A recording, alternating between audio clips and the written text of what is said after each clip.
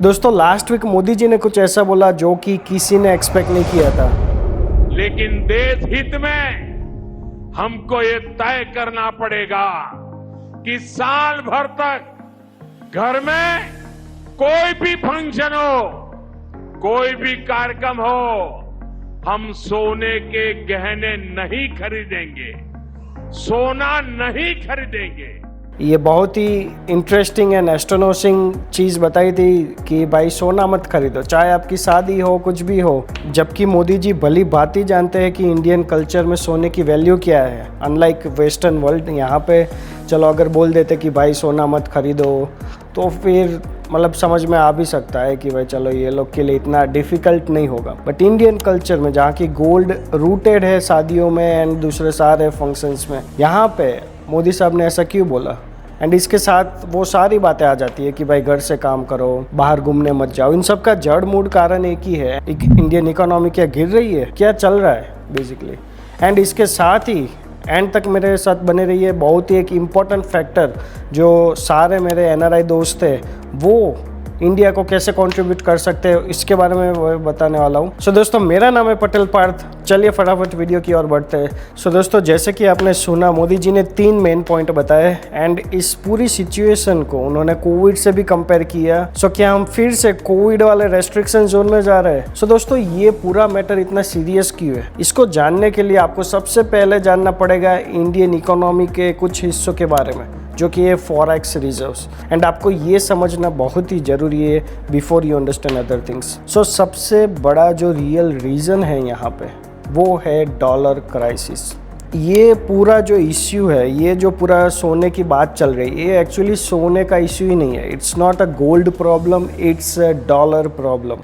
So basically India के पास जो अभी फॉरेन एक्सचेंज रिजर्व्स होते हैं वो डॉलर्स में होते हैं एंड वो कम होते जा रहे हैं। सो बेसिकली ये जो डॉलर का जो हमारे पास खजाना है वो 39 बिलियन डॉलर से कम हो गया है कुछ ही महीनों में, 2-3 महीनों में ही इन दिस ईयर्स। जो पहले 720 के आसपास था अभी 690 पे आके रुक गया है। भाई गुजराती है, हिसाब तो करना पड़ेगा, ठीक है। जब भी कुछ खाली होता है तो हिसाब लगाएंगे अपन कहाँ जा रहे हैं। सो इसमें 3 बड़े फैक्टर है। सबसे पहला ऑयल एंड ऑयल, सबसे बड़ा रीज़न ऑयल है।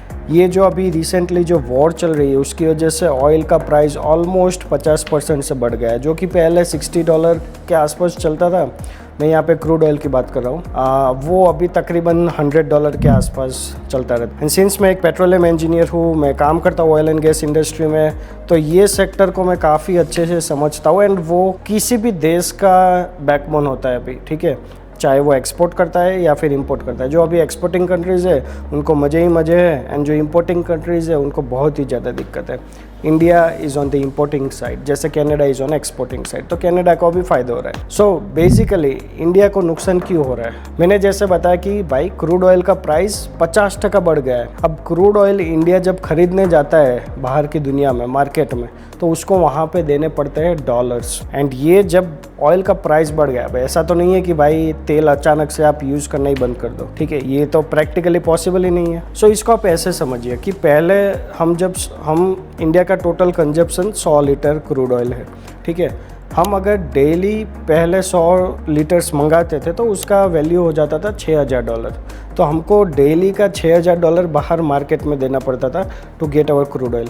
आज जबकि भाव 50% बढ़ गया है, वही 100 लीटर क्रूड ऑयल लेने के लिए हमको $10,000 देना पड़ता है। बेसिकली 50% हमारा जो डॉलर का स्पेंडिंग है वो बढ़ गया। तो डॉलर का खजाना जो धीरे धीरे खाली होता है वो फटाफट खाली होने लगा। अब हम आ जाते हैं दूसरे पॉइंट के बारे में। ये पॉइंट है FDIs के बारे में, जो कि फॉरेन डायरेक्ट इन्वेस्टमेंट के लिए होता है। फॉरेन डायरेक्ट इन्वेस्टमेंट आप सादी भाषा में ऐसे समझिए कि भाई जो बाहर के इन्वेस्टर्स हैं वो इंडिया में जब इन्वेस्ट करते तो वो बाहर से डॉलर्स इंडिया में डालते हैं। तो इंडिया का जो डॉलर का वो जो खजाना मैंने आपको इनिशियली बताया था वो बढ़ता है। तो वो अच्छी चीज़ होती है कि भाई लोग बाहर से निवेश करें अपने देश में। लेकिन अगर ये चीज़ उल्टी हो जाए तो ये बहुत ही घातक हो जाएगी। सो अभी हो क्या रहा है, जो ये FDIs है उन्होंने पहले इन्वेस्ट किया था, लेकिन अभी ग्लोबल रीजन्स की वजह से अभी इंडियन मार्केट्स भी इतना परफॉर्म नहीं कर रहा है। रिसेंटली आपने देखा होगा 2-3 साल से फ्लैट लाइन निफ्टी चल रहा है। सो इसकी वजह से इन्वेस्टर्स का जो कॉन्फिडेंस है वो कम होता जा रहा है ग्लोबली एंड वो पैसा निकाल रहे हैं। सो पहले उन्होंने डॉलर दिया था तो अपना डॉलर का खजाना बढ़ा, अभी वो डॉलर निकाल रहे हैं तो क्या हो रहा है, खजाना कम हो रहा है। एंड इसका जो अमाउंट है इसके ऊपर मैं आपको आइडिया है उसके लिए नंबर डाल देता हूँ। $28 बिलियन इसी साल FDIs ने इंडिया के मार्केट से निकाल दिए बेसिकली। अब तीसरा बड़ा जो रीज़न है कि भाई सोना, आप सभी को तो पता ही है कि भाई हम इंडियंस को सोना कितना पसंद है, कितना कल्चरली उसकी अहमियत है हमारी शादियों में, हमारे फंक्शंस में, एंड ऐसे भी एवरी इंडियन हाउस होल्ड में जो सोने की अहमियत है वो बहुत ही ज़्यादा है। एंड वो जो कि एक तरीके से आई बिलीव अच्छी बात भी है, वो होना भी चाहिए, बिकॉज अभी जैसे सोने का दाम बढ़ गया तो सारे हाउस होल्ड में जितना भी सोना है सबकी नेटवर्थ बढ़ गई, ठीक है। तो ये कल्चरली बहुत ही अच्छी चीज़ है rather than having liabilities. Anyways वो दूसरा पॉइंट है। लेकिन यहाँ पे जो इंडियंस के सोने का शौक है वो फुलफिल कहाँ से होता है? अब इंडिया सोना प्रोड्यूस करता ही नहीं है, इतना जितना डिमांड है उससे बहुत कम प्रोड्यूस करता है। जो ये सोना होता है वो भी हम क्रूड ऑयल की तरह ही बाहर से मंगवाते हैं, जैसे कि countries like Switzerland, UAE, Dubai, Canada हो गया। कनाडा बाय द वे दुनिया का 4th लार्जेस्ट गोल्ड का प्रोड्यूसर है। एंड इसके बारे में मैंने वीडियो ऑलरेडी एक बना के रखा है। इफ़ यू वांट टू सी कि कैनेडियन एंड इंडियन गोल्ड के प्राइस में एंड मार्केट में क्या फ़र्क है, यहाँ पे आई बटन पे आप क्लिक कर सकते हो। So anyways coming back to the point कि भाई इतना सारा सोना जो कि यहाँ पे इंडिया में यूज़ होता है, घूमता है, नीड उसकी जो डिमांड है वो सारा सप्लाई बाहर से होता है, तो इंडिया को बेसिकली इंपोर्ट करना पड़ता है। एंड ये अगेन इंपोर्ट करने के लिए क्या लगता है? डॉलर का वही खजाना। सो अगेन ये जो अपना डॉलर का खजाना है, पहले तो ऑयल ने काटा, फॉरेन इन्वेस्टर्स ने काटा, अब ये गोल्ड का आएगा तो वो खजाना और कट जाएगा। सो दोस्तों अभी आपके मन में एक सवाल आता होगा कि भाई ये सारे पॉइंट्स थे, 3 बड़े पॉइंट्स थे, तो फिर मोदी जी ने स्पेसिफिकली गोल्ड को ही क्यों टारगेट किया? क्या वो कल्चरली हमको बोल रहे हैं कि भाई हम अपना जो कल्चर है वो छोड़ दें? बिल्कुल नहीं। यहाँ पे गोल्ड को टारगेट करने का सबसे बड़ा रीज़न ये है कि वही हम कर सकते हैं और कोई ऑप्शन नहीं है। FDIs जो है उनको हम कंट्रोल नहीं कर सकते एज ए कंट्री। जो ऑयल की रिक्वायरमेंट है वो अचानक से हम बंद नहीं कर सकते। एक ही जो चीज़ जो हम इमीडिएटली कंट्रोल कर सकते हैं, जिसके बिना हमारा लाइफ स्मूथली चल सकता है, वो है गोल्ड। एंड वो भी एक ही साल के लिए बोला है। जब मार्केट स्टेबल हो जाए, जब ये डॉलर का खजाना बढ़ जाए, तब ले लो फिर से दबा के। Gold is a good thing, it's very high performing asset, सभी को पता ही है। सो बेसिकली ये रीज़न है। आई होप आपको अभी आइडिया लग गया होगा कि भाई गोल्ड को स्पेसिफिक क्यों टारगेट किया गया। सो दोस्तों अभी हम सिक्के की दूसरी ओर आ जाते हैं कि जो मोदी जी ने रिक्वेस्ट की वो क्या वैलिड है, प्रैक्टिकली पॉसिबल है, मेरे क्या थॉट्स है, मैं आपको स्पेसिफिक मेरा ओपिनियंस बताता हूँ। पर्सनली मुझे ये लगता है कि भाई ये बहुत ही वैलिड रिक्वेस्ट है। He should have done this. And लोगों में एक अवेयरनेस फैलानी भी बहुत ज़रूरी थी कि भाई, क्योंकि लोगों को ये आइडिया नहीं होता है कि सोने से भाई भला क्या इम्पैक्ट हो जाएगा, ये हमारे कल्चर के विरुद्ध जा रहा है, ये सब चीज़ें होती है। तो ये समझाना भी बहुत ही ज़्यादा ज़रूरी था। आई होप ये वीडियो के माध्यम से आप सबको अच्छे से समझ में आए। एंड जो यहाँ पे दूसरी साइड ये है कि भाई jewellery industry as a whole जो है उसके ऊपर काफ़ी प्रभाव पड़ेगा। I think some of this industry के जो स्टॉक्स है वो भी काफ़ी नीचे चले गए थे। एंड ये इंडस्ट्री बहुत सारे लोगों को रोज़गार देती है, तो वहाँ पे भी बहुत ही बड़ा झटका आ सकता है। जो भी डेली वेजिस पे काम करते हैं उनका रोजी रोटी जा सकता है फॉर अ वाइल। लेकिन जैसे मैंने बताया कि ये चीज़ अभी नीड ऑफ द टाइम है, अभी करनी ज़रूरी है। डॉलर्स जो देश के बाहर जा रहे हैं, ये सारा जो सोना इंडियन हाउस होल्ड्स, इंडिया के घरों में 25 से 30 हज़ार टन सोना पड़ा है। एंड ये तो ऑफिशियल है। I believe, strongly believe unofficial data काफ़ी ज़्यादा होगा। ये सारा सोना आप लेके घर पे ऐसे ही पड़ेगा, इससे इकोनॉमी को तुरंत कुछ फ़ायदा होने वाला नहीं है, ठीक है, या फिर इससे कुछ पैसा नया बनेगा नहीं। तो ये फॉर अ वाइल, 1 साल के लिए अगर हम छोड़ दे तो ऐसा कोई फ़र्क नहीं पड़ेगा बेसिकली। तो ये बहुत ही वैलिड रिक्वेस्ट है again. So all in all आपके क्या ओपिनियन है आप कमेंट करके बताओ। लेकिन I am completely in favour of this. And as a responsible citizen, जिम्मेदार नागरिक की तरह हमको ये रिक्वेस्ट माननी चाहिए बेसिकली। सो दोस्तों अब आ जाते हैं एक दूसरे सेक्शन में जो कि बहुत ही ज़्यादा इंटरेस्टिंग है। एंड आई बिलीव कि ये किसी ने इतना कवर नहीं किया होगा, वो है NRIs का रोल। मैं पिछले 3 सालों से कनाडा में रह रहा हूँ। एंड मैं जो मेरा पर्सपेक्टिव है टुवर्ड्स NRIs एंड उनका रोल वो बताऊंगा आपको। एंड आप मुझे कमेंट करके बताना what are your thoughts. But I strongly believe कि NRIs यहाँ पे की रोल प्ले कर सकते हैं। वो बेसिकली यूजुअली उनको ऐसा बोला जाता है कि भाई ये देश से बहुत अलग रहते हैं, वो देश से जुड़े हुए नहीं है, वो देश के कुछ काम नहीं आते। लेकिन दिस इज़ द टाइम, यहाँ पे एनआरआईज इंडिया की बहुत ही ज़्यादा हेल्प कर सकते हैं। कैसे, मैं आपको बताता हूँ। सो बेसिकली एनआरआईज एक बहुत ही बड़ी तरीके से इंडिया की हेल्प करते हैं, जो कि लोगों को नहीं पता होती है। वो है रेमिटेंसेस टू बैक होम। मतलब कि यहाँ से जब लोग पैसा घर भेजते हैं बाहर, कोई भी, Australia, Canada, US, UAE, UK, कहीं से भी जब भी कोई बंदा इंडिया में पैसे भेजता है तो होता क्या है, वो जो खजाना था एनआरआईज उसमें डॉलर से ऐड करते हैं, रुपीज़ लेते हैं। सो इससे बहुत ही ज़्यादा हेल्प हो जाती है। वो खजाना बेसिकली, अगर आप वो खजाने के बारे में सोचो तो वो खजाना बेसिकली बढ़ता जाता है, वो बढ़ाते हैं इस खजाने को। सो दिस इज़ अ की रोल एंड ये कोई छोटा मोटा नंबर नहीं है यहाँ पे। सो आई थिंक दोस्तों, अभी जो मैं आपको चीज़ बताने वाला हूँ उससे जितने भी यहाँ पे मेरे एनआरआई भाई बहन है उनको बहुत ही ज़्यादा प्राइड फील होगा, क्योंकि look at this numbers. Last year FY25 में जितने भी एनआरआईज थे उन्होंने, आपको पता है कितने डॉलर भेजे इंडिया में? More than 136 billion dollar. वो जो डॉलर का खजाना था ना, उसमें 136 डॉलर तो एनआरआईज नहीं डाले हैं भाई। So to all the NRIs, this is your time to have some pride on yourself, अगर आपने इंडिया को पैसे भेजे and if you are supporting them. So जैसे यहाँ पे पूरी बात मैंने स्टार्टिंग में ही बताया था, this is not a gold problem, it is a dollar problem. So dollar जा रहा था तो एनआरआईज बढ़ा रहे हैं उसको। अगर आप एनआरआई एंड अगर आपके दिल में देशभक्ति, I believe most of the NRIs, मतलब एनआरआईज के बारे में एक चीज़ कही जाती है, they are more Indian than people in India, because उनमें थोड़ी देशभक्ति ज़्यादा होती है। ये सब्जेक्टिव है, लेकिन यहाँ पे कुछ ऐसे भी एनआरआईज होते हैं जो कि इंडियन रेसिडेंट से भी ज़्यादा इंडियन होते हैं। वो इंडिया को ज़्यादा सपोर्ट करने में मानते हैं एंड वो इंडिया से ज़्यादा जुड़े रहते हैं। सो बेसिकली अगर आप एक एनआरआई हो and if you really want to support your country, what you can do. So दोस्तों, सबसे पहली चीज़ जो कि सारे एनआरआईज कर सकते हैं वो है ज़्यादा से ज़्यादा पैसे बैक होम अपनी फैमिलीज़ को भेजो। इससे आपकी फैमिलीज़ को तो हेल्प होगी, लेकिन जो इंडिया का डॉलर का भंडार है वो भी बढ़ता जाएगा। सो बेसिकली आप अपनी फैमिली या फिर उनकी मदद करोगे, इसके साथ ही साथ in turn you would be helping your country as well. So ये बहुत ही गोल्डन अपॉर्चुनिटी है एंड पर्सनल बेनिफिट भी होगा आपका, क्योंकि अभी यू वुड बी सीइंग आपका जो भी कंट्री है वहाँ से एक्सचेंज रेट इंडिया का बहुत ही ज़्यादा होगा। सो बेसिकली उसका मतलब ये है कि आपको सेम अमाउंट ऑफ डॉलर्स के सामने बहुत ज़्यादा रुपए मिलेंगे। सो जैसे कनाडा की बात करें तो यहाँ पे अभी ऑलमोस्ट 69 to 70 के बीच में भाव चल रहा है। 1 Canadian dollar is equal to 69 to 70 dollars rupees.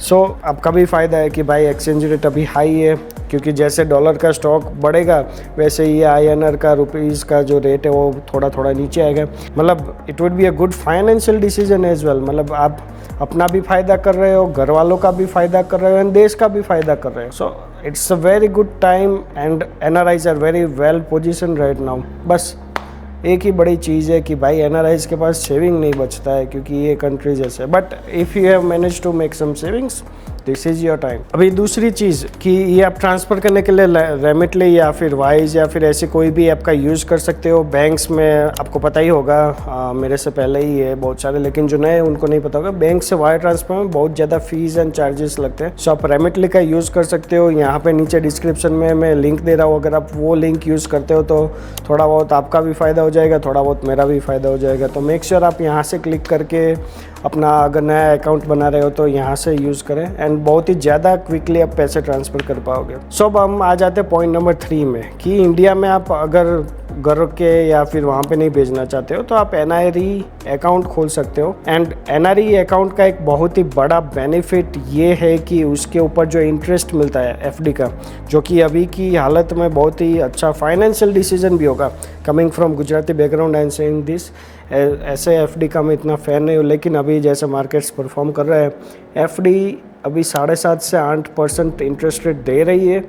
And यहाँ पे NRE अकाउंट के तहत अगर आपकी FD है तो it would B tax free. मतलब आप जितना इंटरेस्ट कमाते हो वो उसके ऊपर आपको कोई इनकम टैक्स नहीं देना है। अगर आप 1 करोड़ की FD करते हो तो उसका 8 लाख रुपया एवरी ईयर आपको इंटरेस्ट का बेनिफिट होगा, मतलब गेन होगा। वो 8 लाख के ऊपर कोई आपका टैक्स नहीं लगेगा, ठीक है। सो टैक्स सेविंग भी हो जाएगा, जस्ट लाइक TFS कनाडा में है वैसे ही। सो एक और बढ़िया रीज़न भेजने के लिए, ठीक है भाई। एंड तीसरी चीज़ इसके साथ ही साथ, अगर आप गोल्ड खरीदना चाहते हो तो ऐसा नहीं मोदी जी ने बोला गोल्ड नहीं खरीदना है तो नहीं खरीदना है। अब गोल्ड खरीदो अपने कंट्री में, मतलब इंडिया में मत खरीदो। मोदी जी का कहना ये था कि भाई आप इंडिया में मत खरीदो, बाहर आप खरीद सकते हो। If you want to buy gold तो आप अभी गोल्ड खरीदो, यहाँ पे सस्ता है, क्योंकि इंडिया में अभी इंपोर्ट ड्यूटी भी 6% से आई थिंक 15% हो गई, तो इंपोर्ट ड्यूटी भी बढ़ गई है। तो it would be a good decision to buy अभी यहाँ पे गोल्ड। मैंने एक्चुअली 2 वीडियोस इसके ऊपर बनाए गोल्ड प्राइस के रिलेटेड, इंडिया में एंड बाहर एंड कहाँ से खरीदना चाहिए, तो यहाँ पे आप देख सकते हो उसके बारे में। वो जो डिफरेंस है वो अभी बहुत ही ज़्यादा बढ़ गया है। सो आप बाहर से गोल्ड खरीद सकते हो भाई एंड इंडिया ले जा सकते हो, जितना कि उसका लीगल लिमिट है, ज्वेलरी के फॉर्म में ले जाना है, वो सब आप ध्यान रख देना। एंड ये वीडियोस देख लेना, आपको सारा क्लियर कट हो जाएगा। एंड इसके साथ ही अब हम आ जाते हैं एक दूसरे पॉइंट के ऊपर, जो कि बहुत ही छोटा पॉइंट है लेकिन वो भी इंडिया की हेल्प कर सकता है। वो है कि अगर आप बाहर हो, यहाँ पे बने उतना आप इंडियन प्रोडक्ट को बाय करने की कोशिश कीजिए, क्योंकि इससे फ़ायदा बेसिकली बैक होम ही होगा। आप यहाँ पे डॉलर दोगे, वो डॉलर बेसिकली रुपीज़ में कन्वर्ट होगा, तो वो जो डॉलर का भंडार है वो बढ़ेगा। एंड ये आई थिंक NRIs की एक अच्छी बात जो कि मैंने इतने कम सालों में देखी है, 2-3 साल ही मेरा हुए हैं यहाँ पे, लेकिन मैंने एक चीज़ नोटिस की है कि यहाँ पे people tend to buy Indian products more than they tend to do back in India. India में आप देखोगे कि भाई मेरे को ये बाहर का ब्रांड है वो लेना है, ये इम्पोर्टेड माल है। अरे भाई क्यों लेना है इम्पोर्टेड माल, अपने देश का लो ना। सो रेसिडेंट्स के लिए भी ये बहुत अच्छी एडवाइस हो सकती है कि भाई अपने मेक इन इंडिया की चीज़ें लो। NRIs तो ऑब्वियसली लेते ही है, एंड अगर वो ज़्यादा लेने लगे then it would be a great help too. So basically all in all भाई हम 35 मिलियन से, मतलब 3 से 4 करोड़ जो NRI डायस्पोरा है वो अगर लग जाए, तो इस बार हमने लास्ट 136 बिलियन भेजा था, इस बार हम 200 के पार भी चले जाए, क्या नहीं हो सकता है। We are lot of people. 200 में तो मतलब कि इंडिया जितना इंपोर्ट करता है, इंडिया ऑलमोस्ट 130 बिलियन डॉलर का ऑयल एक्सपोर्ट इंपोर्ट करता था, ये 30-40 बिलियन FDIs ने निकाल दिए। एंड जो दूसरा गोल्ड के इंपोर्ट से वो भी कट जाएंगे, तो बेसिकली जो बैलेंस है वो अचीव हो सकता है। So it would be a great help. So ये बहुत ही क्रिटिकल टाइम है, क्रिटिकल रोल आप प्ले कर सकते हो। सो दोस्तों बेसिकली NRIs एक बहुत ही यूनिक पोजीशन में, इससे देशभक्ति भी, देश सेवा भी होगी, पर्सनल फ़ायदा भी होगा, घर का भी फ़ायदा होगा, ज़्यादा कुछ सेक्रीफाइस भी नहीं करना है। It is a very best time and very best opportunity I would say. आप मुझे कमेंट करके ज़रूर बताएं कि व्हाट आर योर थॉट्स। अगर आप NRIs है तो आपके क्या थॉट्स है, आप क्या करते हो usually, would you like to help your country back. Comment में मुझे ज़रूर बताना। इस सब का एक रिकैप मैं दे देता हूँ, फटाफट समरी दे देता हूँ। ये जो अभी मोदी साहब ने रिसेंटली रिक्वेस्ट की, it's not a gold problem, it's a dollar problem. उन्होंने रिक्वेस्ट की अपना डॉलर का खजाना बढ़ाने के लिए, मतलब जो कम हो रहा है उसको थोड़ा थोड़ा धीरे धीरे कम हो। And I would further request NRIs जो कि बाहर है, वो भाई पैसे भेजो, अभी अच्छा टाइम है, रेट भी अच्छा है, भेजो, खजाना बढ़ाओ। सो दोस्तों इसके बाद मैं एक वीडियो लाने वाला हूँ जो कि पूरी INR and forex reserves and currency depreciation के बारे में है, वो इन डिटेल में वहाँ पे मैं समझाऊंगा। सो अगर आपको देखना है तो सब्सक्राइब जरूर कर देना, एंड उसके साथ ही साथ नोटिफिकेशन बेल आइकन भी सिलेक्ट कर देना। See all in next video, till then take care, bye bye, जय हिंद, वंदे मातरम।